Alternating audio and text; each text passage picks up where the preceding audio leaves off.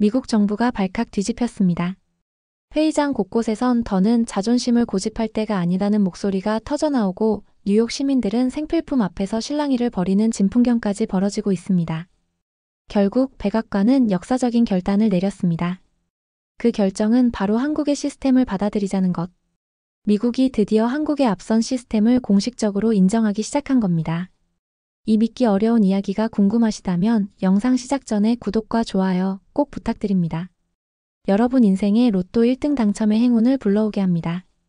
해외 커뮤니티 레딧에 올라온 사연으로 제작된 영상입니다. 안녕하세요. 저는 미국 국무부에서 글로벌 식량안보 특별대표 마이클 리드입니다.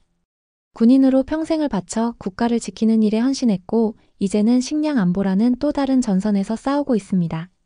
처음 이 이야기를 시작할 때 솔직히 말씀드리자면 저는 한국에 대해 깊이 알지 못했습니다.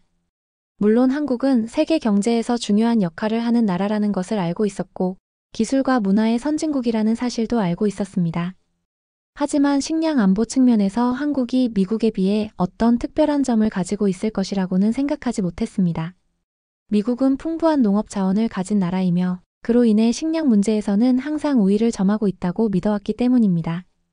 그런데 이번 계란 대란을 통해 저는 한국을 다시 보게 되었습니다.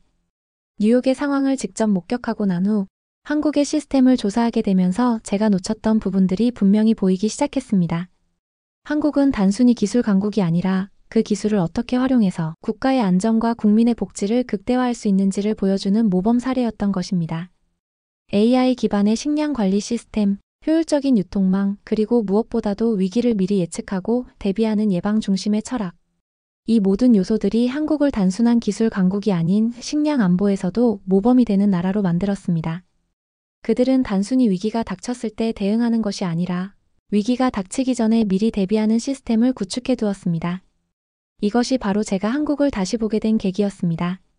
뉴욕에서의 경험은 저에게 큰 충격이었습니다. 하지만 동시에 한국의 시스템을 접하면서 문제 해결의 실마리를 찾을 수 있었습니다. 한국은 우리가 배워야 할 점이 많은 나라였습니다. 그들의 체계적인 접근 방식과 준비성은 단순히 기술적 우위를 넘어서 국민의 안전과 안보를 최우선으로 생각하는 국가 철학을 반영하고 있었습니다.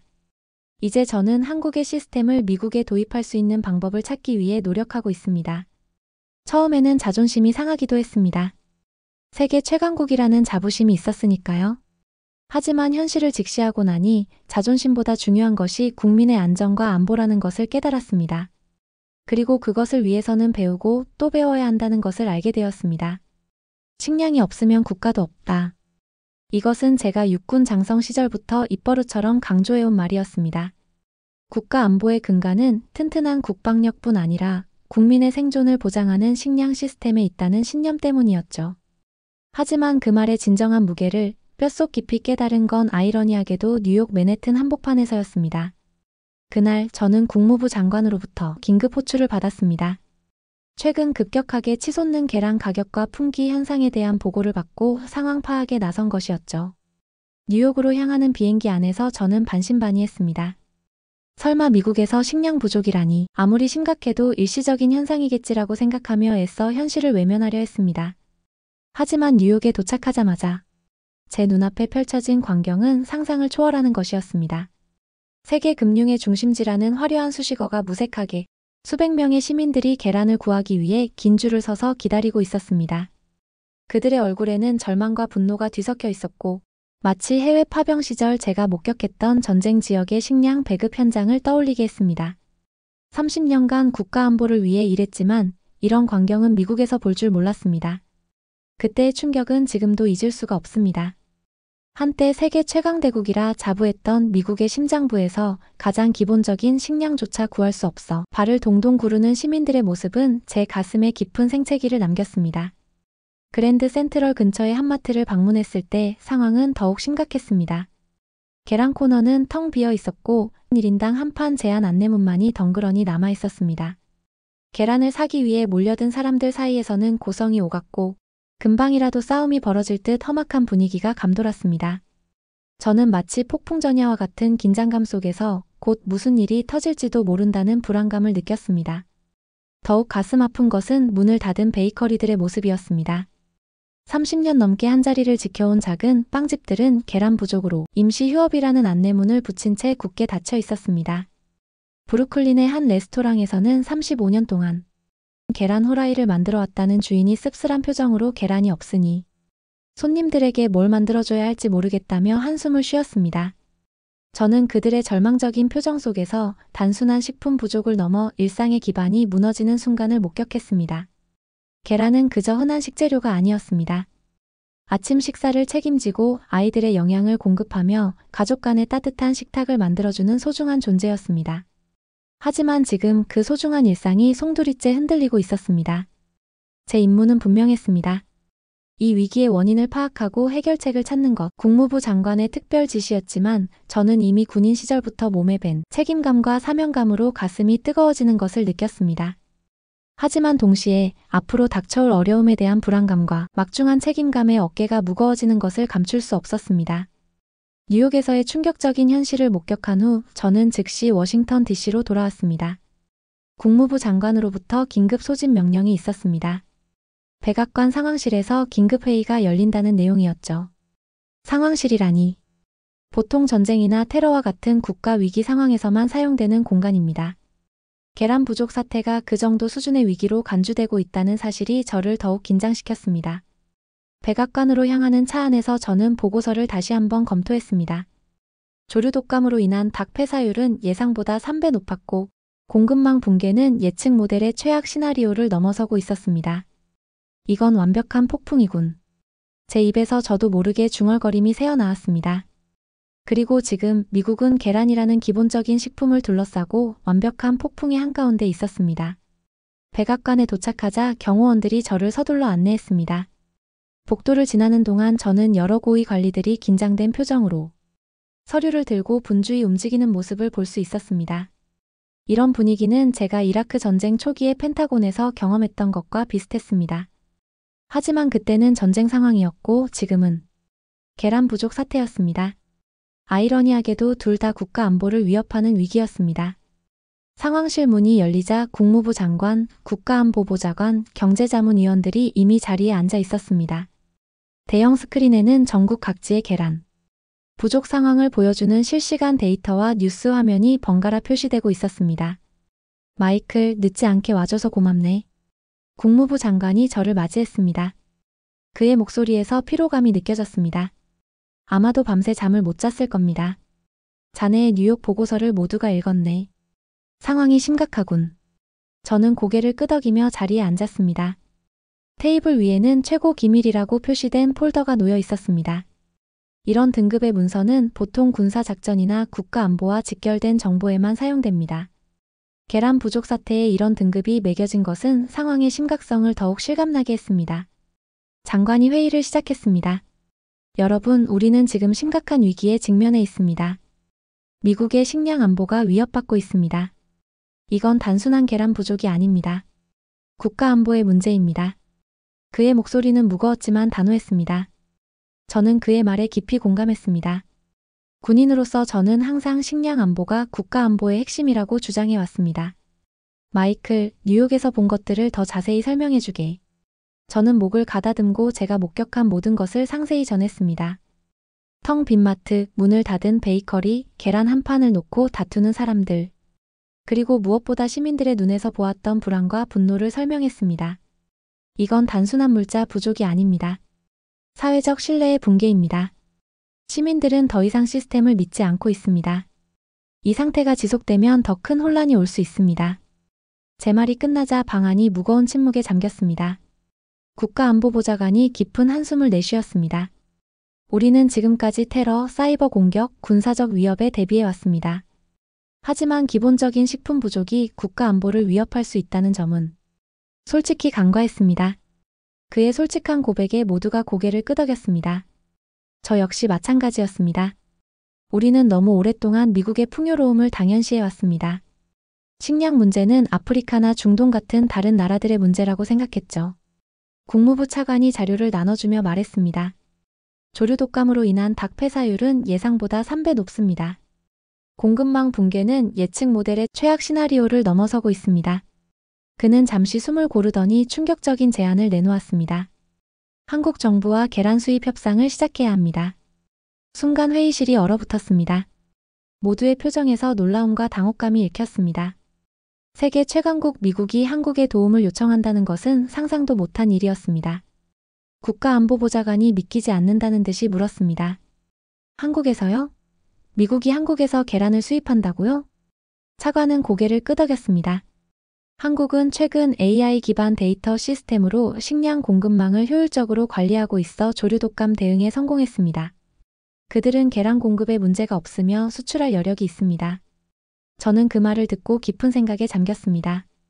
세계 최강국 미국이 한국에 도움을 요청한다는 사실이 믿기지 않았습니다.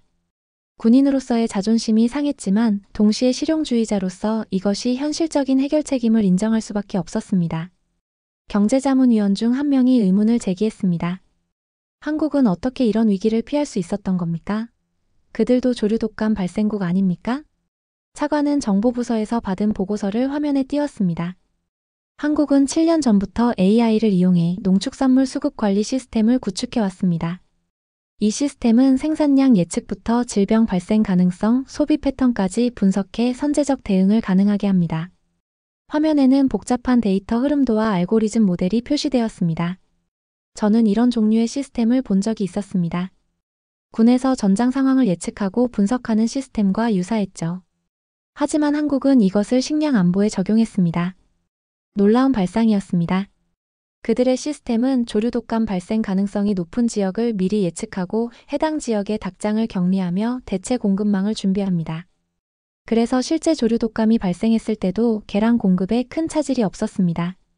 저는 그 설명을 듣고 깊은 감명을 받았습니다. 이것은 단순한 기술적 우위가 아니라 위기를 바라보는 철학적 차이였습니다. 미국은 위기가 발생한 후 대응하는 사후 관리 중심인 반면 한국은 위기가 발생하기 전에 방지하는 예방 중심의 시스템을 구축했습니다. 제가 말했습니다. 모두의 시선이 저에게 집중됐습니다. 우리는 지금까지 군사력과 경제력에 집중해왔습니다. 하지만 한국은 그들의 제한된 자원으로 더 효율적인 시스템을 만들어냈습니다. 이것은 우리가 배워야 할 점입니다. 국가안보보좌관이 불편한 표정으로 물었습니다. 마이클, 당신은 정말 미국이 한국에서 배워야 한다고 생각합니까? 우리는 세계 최강국입니다. 식량 생산량도 세계 1위고요. 그의 질문에서 자존심과 우월감이 느껴졌습니다. 저도 한때는 그런 생각을 가졌었습니다.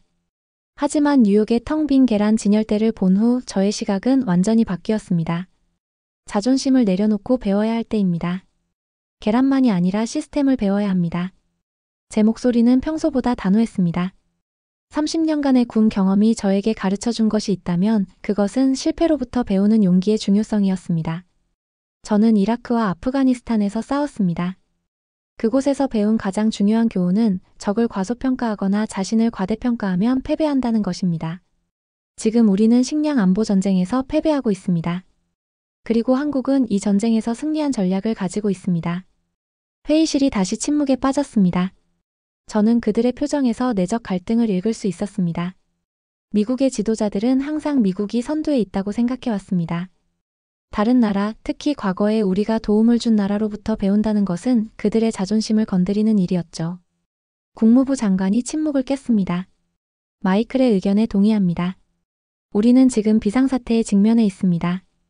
자존심을 내세울 때가 아닙니다. 그는 결단력 있는 목소리로 계속했습니다. 한국과의 계란 수입 협상을 즉시 시작하겠습니다. 그리고 더 중요한 것은 그들의 식량 관리 시스템에 대한 자문도 요청하겠습니다. 우리는 이번 위기를 통해 배우고 성장해야 합니다. 저는 그의 결단에 깊은 존경심을 느꼈습니다. 리더십이란 때로는 자신의 약점을 인정하고 다른 이로부터 배울 줄 아는 용기를 의미합니다. 회의가 끝나갈 무렵 장관이 저를 따로 불렀습니다. 마이클, 자네에게 특별한 임무를 맡기고 싶네. 한국에 가서 그들의 시스템을 직접 연구해오게. 우리가 배울 점이 무엇인지 어떻게 적용할 수 있을지 보고해주게. 저는 잠시 망설였습니다. 전직 육군 장성으로서 다른 나라의 도움을 요청하는 것이 내키지 않았습니다. 하지만 국가의 위기 앞에서 자존심은 사치였습니다. 알겠습니다, 장관님. 최선을 다하겠습니다. 그날 저녁 사무실로 돌아와 창밖을 바라보았습니다.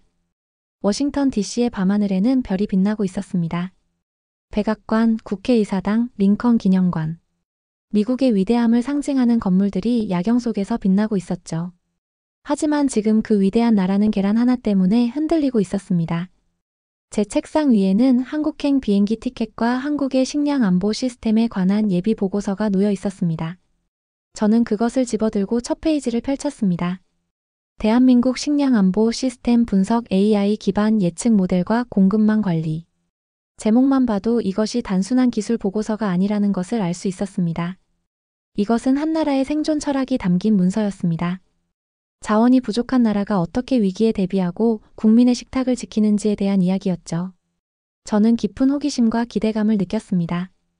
군인으로서 저는 항상 적을 연구하고 배우는 것의 중요성을 강조해 왔습니다. 하지만 이번에는 적이 아닌 동맹으로부터 배우는 것이었습니다. 그것도 우리가 오랫동안 작은 형제로 여겨왔던 나라로부터 말이죠. 이것은 미국의 자존심에 큰 타격이었을지 모르지만 동시에 우리가 성장할 수 있는 기회이기도 했습니다. 저는 한국에서 무엇을 발견하게 될지 기대되었습니다. 그들의 시스템, 그들의 사고방식, 그리고 그들이 어떻게 위기를 기회로 바꾸는지 배우고 싶었습니다. 비행기는 내일 아침 일찍 출발할 예정이었습니다. 저는 창밖을 바라보며 생각했습니다. 계란 하나로 시작된 이 위기를 통해 우리는 다시 기본으로 돌아가 미국의 식량 안보를 재건할 기회를 얻게 되었습니다. 그리고 그 여정은 한국에서 시작될 것입니다. 제가 한 번도 깊이 이해하지 못했던 나라, 그저 군사적 동맹으로만 바라보았던 나라에서 말이죠. 인천행 비행기에 오르며 저는 여전히 복잡한 감정에 휩싸여 있었습니다. 창밖으로 미국의 땅이 점점 작아지는 것을 보며 제 마음속에서는 여러 생각이 교차했습니다. 세계 최강국의 관료가 작은 나라에 배우러 간다니. 이런 생각이 들 때마다 뉴욕의 텅 빈 계란 진열대와 절망에 빠진 시민들의 얼굴이 떠올랐습니다. 비행기 안에서 저는 국가안보위원회의 내부 보고서를 꺼내들었습니다. 극비라는 빨간 도장이 찍힌 이 문서는 한국의 식량 안보 시스템에 대한 상세한 분석을 담고 있었습니다. 첫 페이지를 넘기자마자 저는 충격에 빠졌습니다. 대한민국 K푸드 체인 시스템은 현재 미국 식량 안보 시스템보다 최소 10년 앞서 있는 것으로 평가됨. 10년이라니. 저는 그 문장을 몇 번이고 다시 읽었습니다. 미국이 군사력, 우주기술, 의학 등 거의 모든 분야에서 세계 선두를 달리고 있다고 자부해 왔는데 식량 안보 시스템에서는 한국에 10년이나 뒤처져 있다니 믿기 힘들었습니다. 보고서를 더 읽어내려가며 저는 점점 더 깊은 충격에 빠졌습니다. 한국은 AI 기술을 기반으로 한 수요 예측 시스템으로 달걀, 우유, 쌀, 채소, 고기 등 핵심 식재료를 전국 단위로 관리하고 있었습니다. 그들의 시스템은 생산량 예측부터 질병 발생 가능성, 소비 패턴까지 분석해 선제적 대응을 가능하게 한다고 했습니다. 가장 인상적인 부분은 조류 독감 대응 시스템이었습니다. 한국은 AI 알고리즘을 통해 조류 독감 발생 가능성이 높은 지역을 미리 예측하고 해당 지역의 닭장을 격리하며 대체 공급망을 준비했습니다. 그래서 실제 조류 독감이 발생했을 때도 계란 공급에 큰 차질이 없었던 것입니다. 이건 단순한 기술적 우위가 아니야. 저는 중얼거리며 창밖을 바라보았습니다. 태평양 위로 펼쳐진 구름 사이로 석양이 물들고 있었습니다. 그 순간 예전 군인으로서의 경험이 떠올랐습니다. 군인으로서 배운 교훈이 있습니다. 좋은 전략은 적을 물리치는 것이 아니라 전쟁 자체를 예방하는 것입니다. 이것은 제가 육군 전략 학교에서 가르쳤던 핵심 원칙이었습니다. 최고의 승리는 피를 흘리지 않는 승리입니다. 전쟁이 일어나기 전에 억제하는 것, 그것이 진정한 전략의 승리입니다. 한국의 식량 안보 시스템은 정확히 이 원칙을 식량 분야에 적용한 것이었습니다. 미국과 한국의 근본적인 차이점이 명확해졌습니다. 우리는 위기가 발생한 후 대응하는 반면 한국은 위기가 오기 전에 예방하는 시스템을 구축했습니다. 이것은 단순한 기술의 차이가 아니라 근본적인 철학의 차이였습니다. 보고서의 다음 페이지에서 더 놀라운 사실을 발견했습니다. 한국의 이런 시스템이 최근에 구축된 게 아니라 7년 전부터 차근차근 준비해온 결과물이라는 점이었습니다. 그들은 2018년 아프리카 돼지열병 사태 이후 식량 안보를 국가 안보의 핵심 축으로 재정립했고 그에 따른 장기 계획을 수립했다고 합니다. 미국이 군사력과 첨단 기술에 투자하는 동안 한국은 국민의 식탁을 지키는 시스템까지 챙겼던 것입니다. 저는 이 문장에 밑줄을 그었습니다. 이것이 핵심이었습니다. 우리는 너무 오랫동안 하드파워에만 집중해왔습니다. 군사력, 경제력, 기술력. 하지만 국민의 기본적인 생존 요건을 충족시키는 소프트 파워는 간과했던 것입니다. 저는 미국의 식량 안보 시스템과 비교하지 않을 수 없었습니다. 우리는 너무 오랫동안 풍요로움에 안주해왔습니다. 미국은 세계 최대의 식량 생산국이자 수출국이니까요. 하지만 그 풍요로움이 우리를 안일하게 만들었고 위기에 대비하는 시스템 구축을 소홀히 하게 만들었습니다. 저는 깊은 한숨을 내쉬었습니다. 비행기는 이제 태평양을 가로질러 한국을 향해 날아가고 있었습니다. 창밖은 이미 어둠에 잠겨 있었고 기내 조명도 어둡게 조절되어 있었습니다. 대부분의 승객들은 잠들어 있었지만 저는 눈을 감을 수 없었습니다. 제 머릿속에는 계속해서 같은 질문이 맴돌았습니다. 어떻게 우리는 이런 기본적인 부분을 놓칠 수 있었을까? 미국은 세계 최고의 군사력과 경제력을 갖추고 있습니다. 나사는 화성 탐사를 하고 실리콘밸리는 매일 새로운 기술을 개발합니다. 그런데 개량 공급 같은 기본적인 문제를 해결하지 못하고 있다니. 저는 노트북을 꺼내 미국의 국방비와 농업 투자를 비교해 보았습니다. 그 차이는 충격적이었습니다. 미국은 국방에 GDP의 3.7%를 투자하는 반면 농업 연구와 개발에는 GDP의 0.1%도 투자하지 않고 있었습니다. 반면 한국은 식량 안보 시스템에 지속적으로 투자해왔고 특히 AI와 빅데이터 분야에 집중했습니다. 우리는 외부의 적으로부터 국민을 보호하는 데는 막대한 자원을 투자하면서 국민의 식탁을 지키는 데는 거의 투자하지 않았습니다. 이것은 우선순위의 문제였습니다. 국가 안보를 너무 좁게 정의한 결과였죠. 진정한 국가 안보는 군사적 방어만이 아니라 국민의 기본적인 생존 요건을 충족시키는 것에서 시작됩니다. 식량, 물, 에너지. 이것들이 없으면 아무리 강한 군대도 소용이 없습니다. 비행기가 흔들리며 기장의 안내 방송이 나왔습니다. 곧 인천국제공항에 도착한다는 내용이었습니다. 저는 서류들을 정리하고 착륙 준비를 했습니다.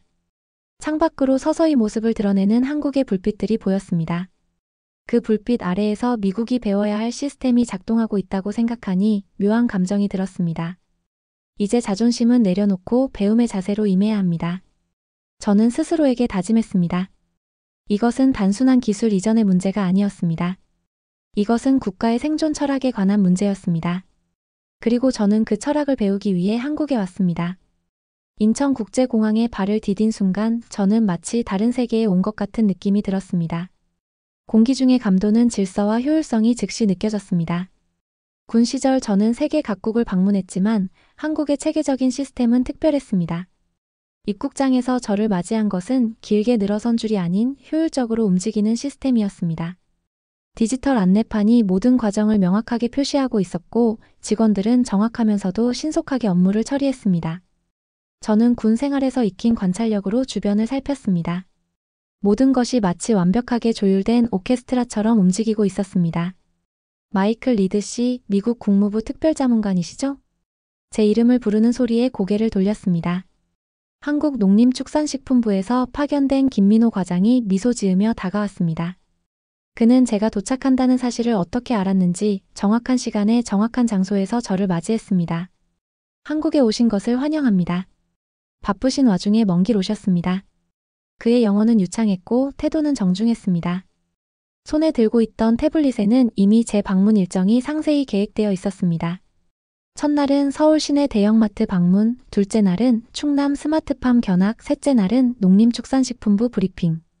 모든 것이 체계적으로 준비되어 있었습니다. 한국의 효율성에 놀라셨나요? 우리는 시간을 매우 중요시합니다. 김 과장의 말에 저는 고개를 끄덕였습니다. 군인으로서 시간의 중요성을 잘 알고 있었지만 이런 수준의 정확성은 군대에서도 보기 드문 것이었습니다. 서울로 향하는 차 안에서 저는 창밖으로 펼쳐지는 도시 풍경을 바라보았습니다. 고층 빌딩들, 정돈된 도로, 빠르게 움직이는 대중교통.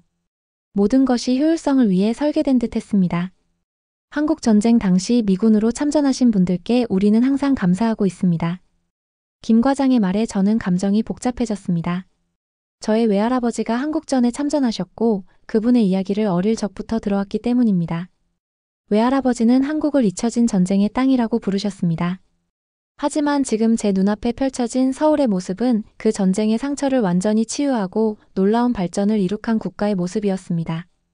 호텔에 짐을 풀고 잠시 휴식을 취한 후 우리는 강남의 대형마트로 향했습니다.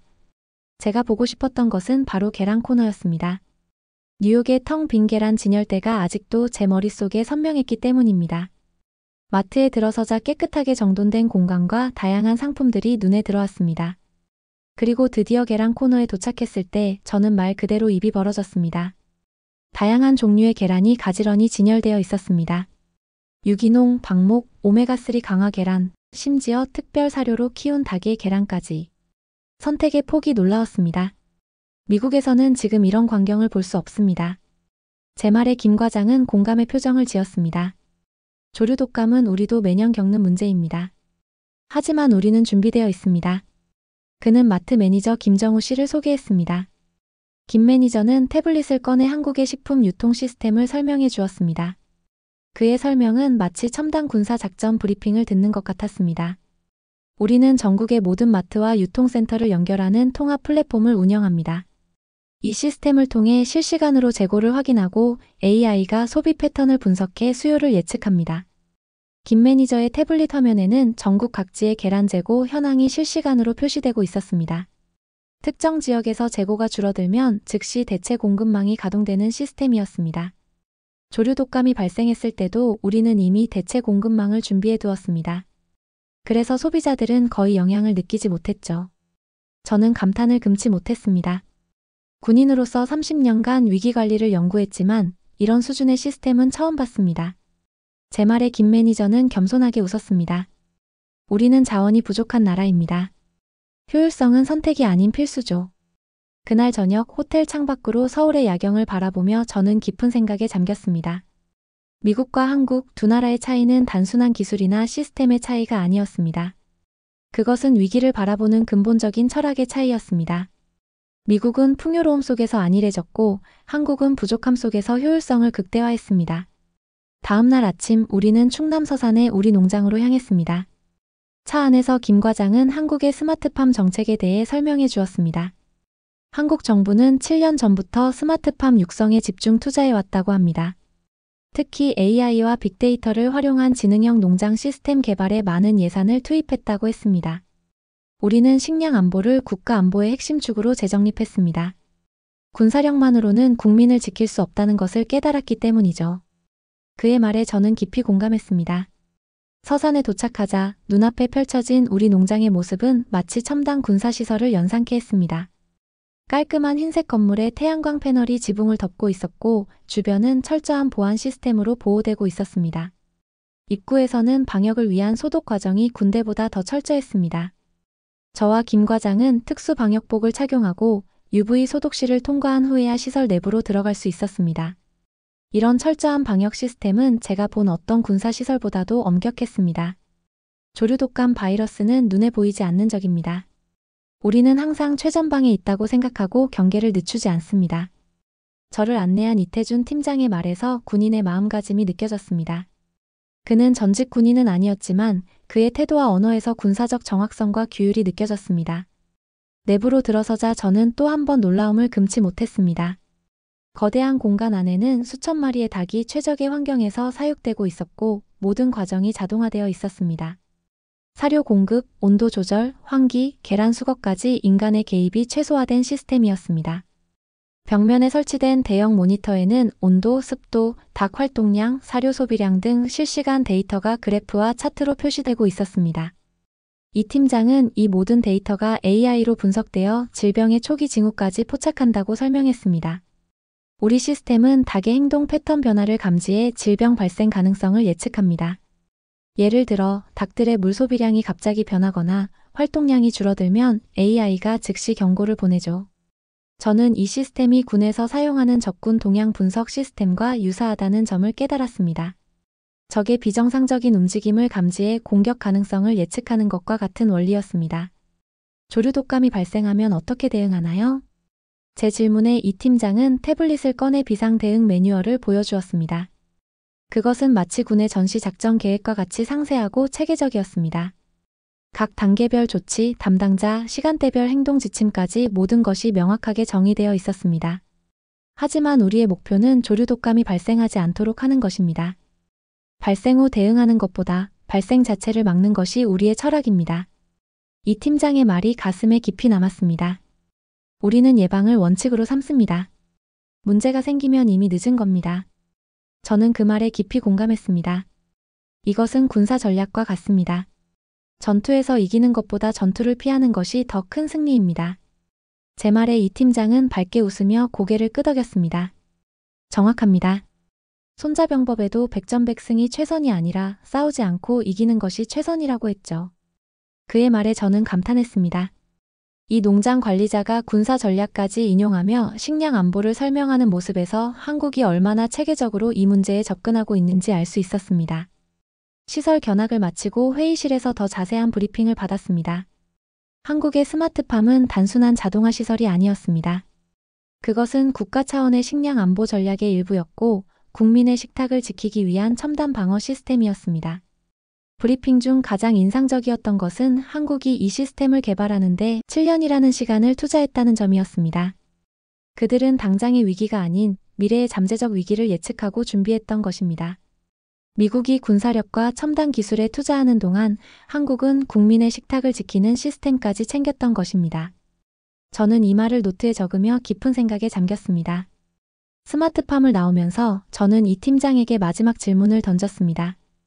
이런 시스템을 구축하는데 가장 중요한 것은 무엇이라고 생각하세요?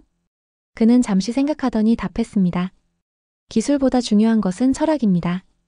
우리는 위기가 오기 전에 준비하는 것을 원칙으로 삼습니다. 이것은 단순한 시스템이 아니라 우리 사회의 생존 방식입니다. 그의 말은 제게 깊은 울림을 주었습니다. 이것이 바로 미국이 한국으로부터 배워야 할 것이었습니다. 단순한 기술이나 시스템이 아닌 위기를 바라보는 철학적 접근 방식이었습니다. 차 안에서 서울로 돌아오는 동안 저는 지금까지 본 것들을 정리하며 생각했습니다. 미국의 자존심은 상처받았지만 이것은 우리가 더 나아질 수 있는 기회이기도 했습니다. 때로는 다른 이로부터 배우는 것이 가장 큰 지혜입니다. 특히 그것이 국민의 안전과 안보에 관한 것이라면 더욱 그렇습니다. 워싱턴 DC로 돌아오는 비행기 안에서 저는 한국에서의 경험을 되새기며 보고서를 작성했습니다. 제목은 미국이 한국으로부터 가져와야 할 건 달걀이 아니라 위기를 예측하는 완벽한 시스템이었습니다. 그동안 제가 겪은 모든 순간들이 이 보고서에 담겨 있었습니다. 한국에서 목격한 혁신적인 시스템과 그것이 가능하게 한 철학적 접근 방식은 저에게 깊은 인상을 남겼습니다. 백악관 상황실에서 열린 회의에 참석하며 저는 약간의 긴장감과 설렘을 느꼈습니다. 이 보고서가 단순한 문서가 아니라 미국의 식량 안보를 근본적으로 변화시킬 기회가 될 수 있기를 바랐기 때문입니다. 회의실에 들어서자 국무부 장관과 국가안보위원회 위원들이 이미 자리를 잡고 있었습니다. 그들의 표정에서 저는 이번 회의가 얼마나 중요한지 다시 한번 실감할 수 있었습니다. 보고서를 제출하고 프레젠테이션을 시작했습니다. 스크린에는 한국의 식량 관리 시스템이 어떻게 작동하는지, 그들이 어떻게 위기를 사전에 예방하는지에 대한 상세한 설명이 이어졌습니다. 한국이 AI 기반 데이터 시스템을 통해 식량 공급망을 효율적으로 관리하고 조류 독감 같은 위기에도 흔들리지 않는 이유를 설명했습니다. 한국의 시스템은 단순한 기술의 문제가 아닙니다. 그것은 위기를 바라보는 철학적 접근 방식의 차이입니다. 그들은 사후 대응이 아닌 사전 예방을 원칙으로 삼고 있습니다. 발표를 마친 후 회의실은 잠시 침묵에 빠졌습니다. 일부 인사들은 미국이 한국에게 배운다는 것에 거부감을 표했습니다. 그들의 표정에서 저는 자존심이 상한 것을 읽을 수 있었습니다. 하지만 저는 단호하게 말했습니다. 전장에서 배운 교훈이 있습니다. 적의 좋은 전략은 자존심 때문에 무시하지 않습니다. 그것을 배우고 더 발전시키는 것이 승리의 길입니다. 제 말은 군 생활 동안 수없이 강조해 온 원칙이었습니다. 적의 강점을 인정하고 그것을 우리 것으로 만드는 것이야말로 진정한 승리의 길입니다. 자존심 때문에 배움을 거부하는 것은 어리석은 일입니다. 국무부 장관이 고개를 끄덕이며 입을 열었습니다. 마이클의 의견에 동의합니다. 우리에게는 지금 비상사태에 직면해 있습니다. 자존심을 내려놓고 배우고 발전시켜야 할 때입니다. 그는 결단력 있는 목소리로 계속했습니다. 미국과 한국 식량 안보 정책 자문단을 구성합니다. 마이클, 당신을 그 자문단의 책임자로 임명합니다. 순간 제 심장은 두근거리기 시작했습니다. 기대와 책임감이 교차하는 순간이었습니다. 장관의 결정은 미국 식량 안보의 패러다임을 전환하는 역사적인 순간이 될 것이었습니다. 미국이 세계 다른 나라로부터 배우고 이를 통해 더 나은 시스템을 구축하는 것은 새로운 시작을 의미했습니다. 계란 하나로 시작된 위기가 두 나라의 협력으로 이어졌고, 이제 미국은 더 안전한 식량 시스템을 구축하기 시작했습니다. 이 순간이 미국의 자존심을 넘어서 실질적인 안보를 중시하는 새로운 시대의 시작임을 깨달았습니다. 회의가 끝난 후 저는 사무실로 돌아와 창밖을 바라보며 생각했습니다. 진정한 강대국은 배울 줄 아는 나라입니다. 자존심을 내려놓고 겸손하게 배우는 것이야말로 미래를 준비하는 길입니다. 여러분, 이 이야기가 여러분에게 작은 희망이 되었기를 바랍니다.